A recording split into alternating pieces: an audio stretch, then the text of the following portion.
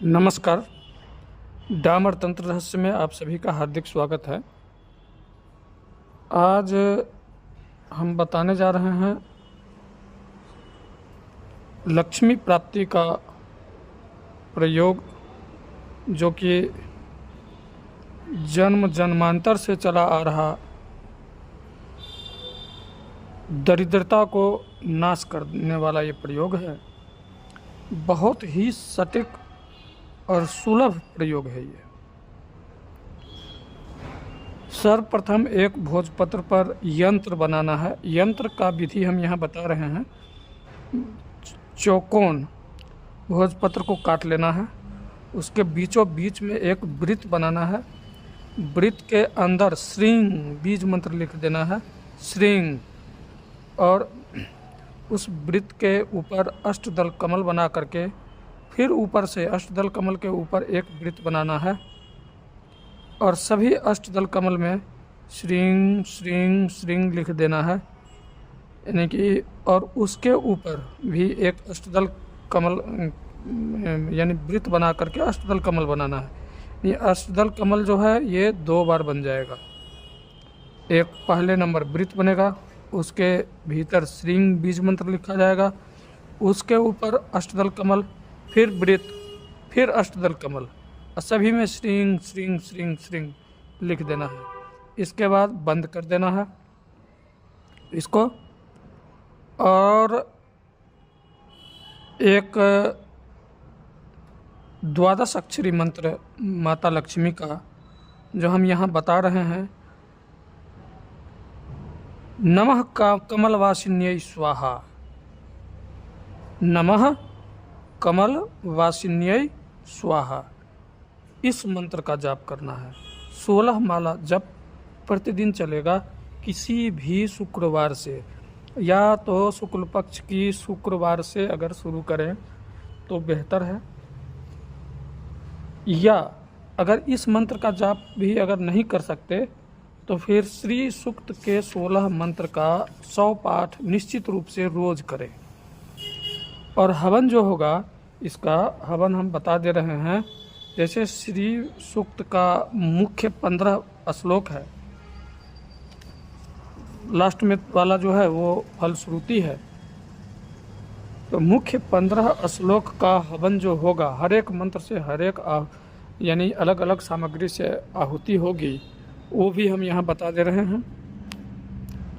और इसको आहुति को बताने से पहले, हवन सामग्री बताने से पहले, आप सभी से एक निवेदन करना चाहूँगा कि अगर डामर तंत्र रहस्य पर आप पहली बार आए हैं तो चैनल को सब्सक्राइब अवश्य कर लें,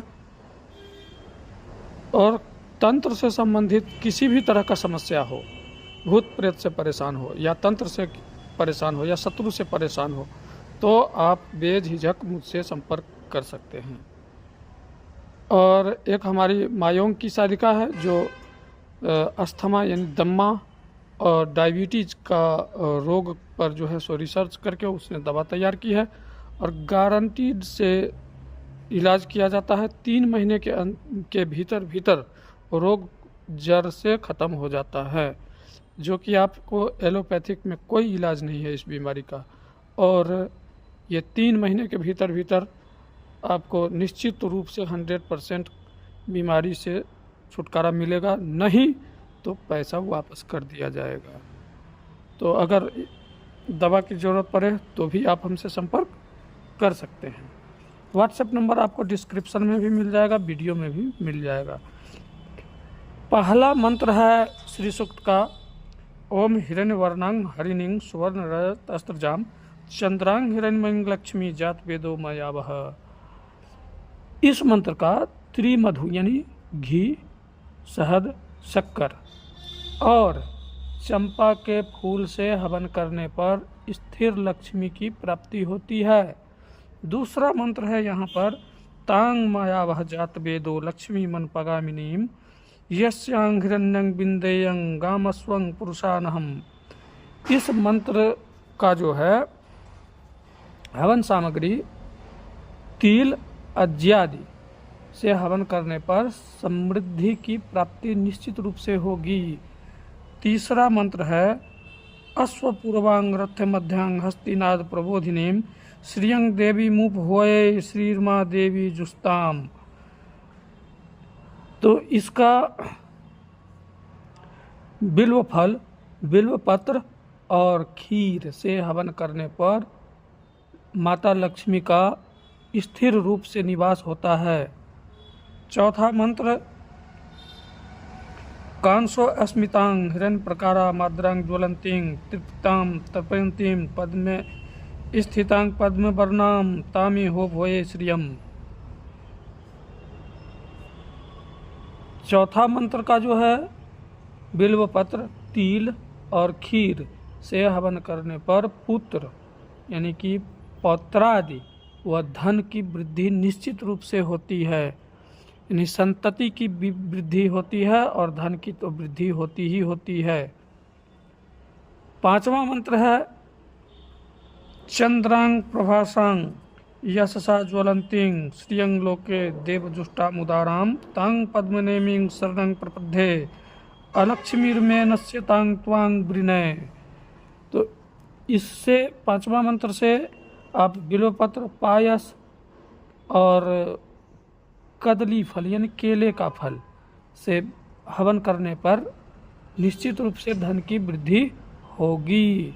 छठा मंत्र है आदित्य वर्णे तपसो अधिजातो वनस्पति अस्तव वृक्षो अथ बिल्वः तस्य फलानि तपसा नुदन्तु मयांतरायाश्च बाह्यलक्ष्मी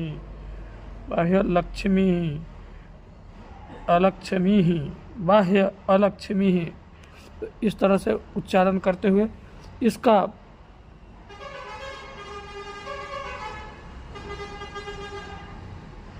बिल्व पत्र, बिल्व की जड़ या बिल्व की लकड़ी से 21 दिन अगर लगातार केवल इसी मंत्र तपसो आदित्य वर्णे तपसो अधिजातो केवल इस मंत्र का अगर हवन किया जाए तो धन धान्य की निश्चित रूप से होती है।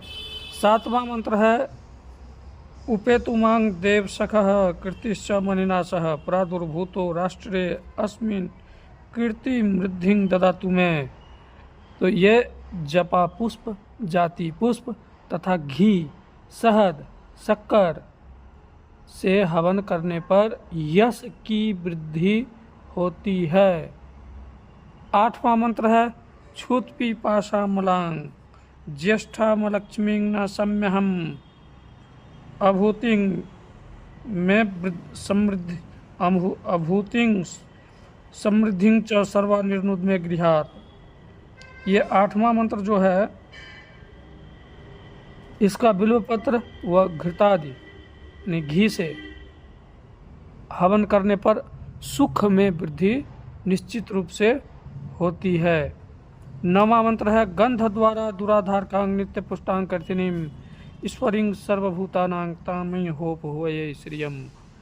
ये नौवां मंत्र जो है कमल पुष्प, घृत, मधु और काला तिल से हवन करने पर धनाकर्षण होता है, ऐश्वर्य की वृद्धि होती है और वशीकरण की भी शक्ति बढ़ती है।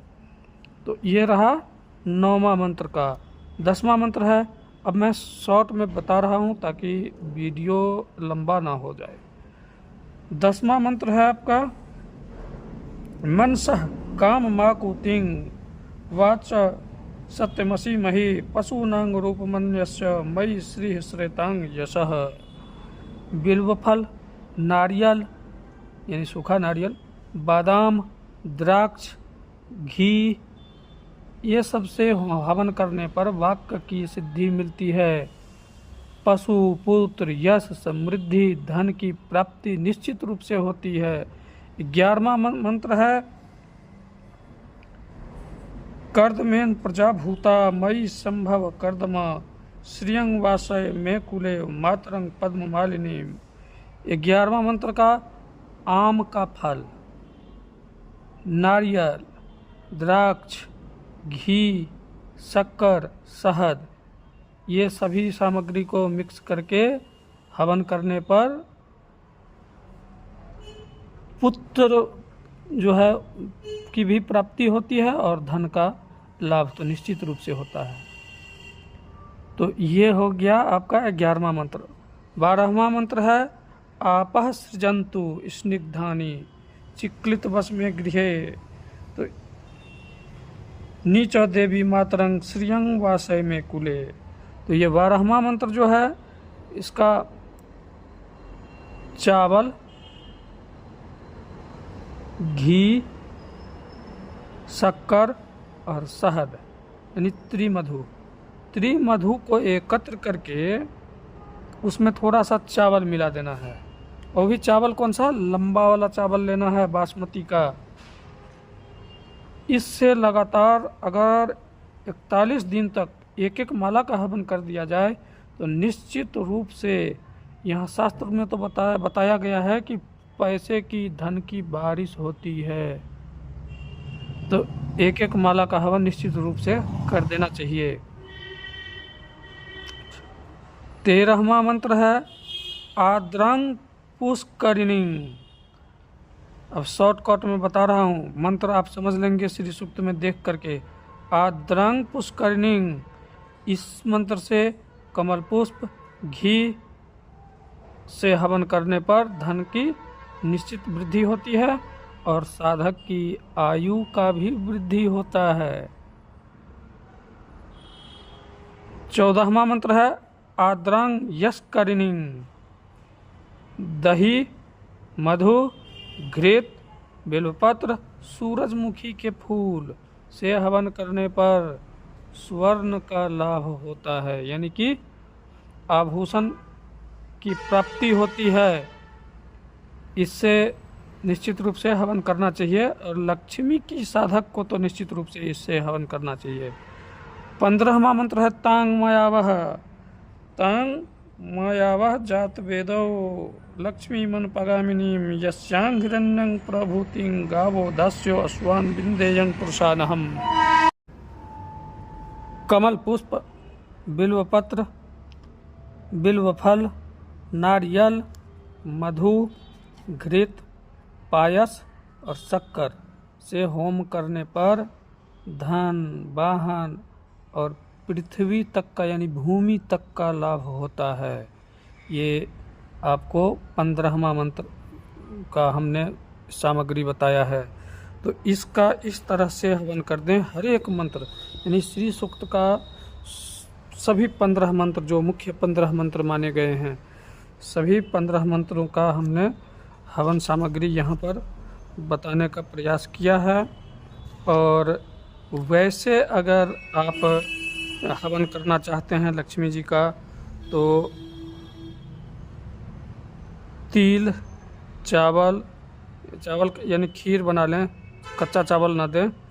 त्रिमधु यानी घी, शहद, शक्कर से और बिल्वपत्र, बिल्वफल, इससे हवन करें। और कमल गट्टा। और ये जो पाठ होगा श्री सूक्त का 100 पाठ करें, या जो पीछे हमने मंत्र बताए हैं नमः कमलवासिन्ये स्वाहा, तो इस मंत्र का जो भी जाप करेंगे या आप श्री सूक्त का पाठ करेंगे तो कमल गट्टा के ही माला से जाप करेंगे। ये निश्चित रूप से सफलतादायक होगा। और कईयों साधक जो बहुत परेशान थे, धन संबंधित समस्या से जूझ रहे थे, उन्होंने किया है और हमें बताए हैं कि 1 साल पहले क्या थे और 1 साल बाद अब क्या हैं, उन्होंने बताए हैं। तो ये निश्चित रूप से करके देखें।